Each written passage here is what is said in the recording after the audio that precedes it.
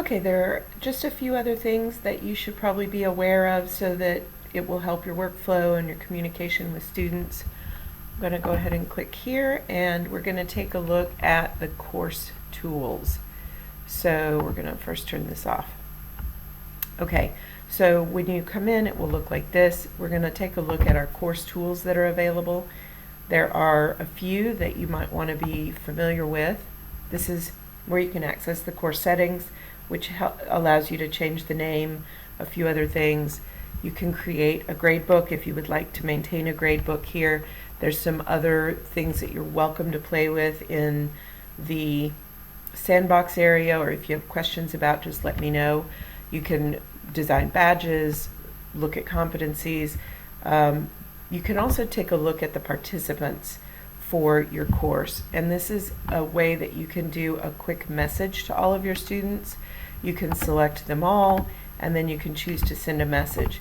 Now, the messaging is actually disabled, so what this will do is send an email to the students, but this is a very limited function, so it's really something that you want to do if you just want to send a quick announcement. If the class is rescheduled or you want to send a reminder, this would be a really nice, quick, easy way to do that. If, however, you want to do something that is a little bit more in depth, you have an attachment you want to send, then the way that you would do that is you would want to make sure that you enable quick mail. So you can customize and add these blocks and then move them around in your page. Once it has been added, then you will see it on the Course Tools page. It's available to you, and this is where you can compose a new email. Now there aren't any students to actually interact with here, so I'm going to jump over so you can see what it looks like. In the other area, I'm going to compose a new email, and from here I can select all of the students and then click add. I can put attachments here, I can make my subject line, create my message, and then I can send myself a copy and I can send it directly, or if I want to work on making reminders, building a newsletter, and I want to save a draft of this, then I can do that and then come back to it and send it whenever I'm ready to send. So I'm not actually going to send anything from here, but this is a more fully featured way to be able to send messages to your student once the quick mail block has been added. Now there's one other thing that I want to make sure that I point out to you.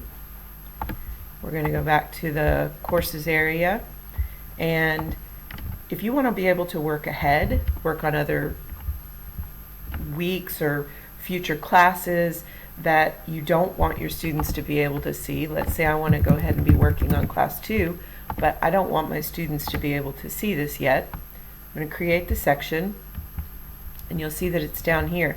Now the first thing that I realize is, well, I want these to be together. I don't want this to be below this. So I'm going to move it, and I'm going to click right here, and it gives me the option to put class 2 before this section. So then it just moves the section up.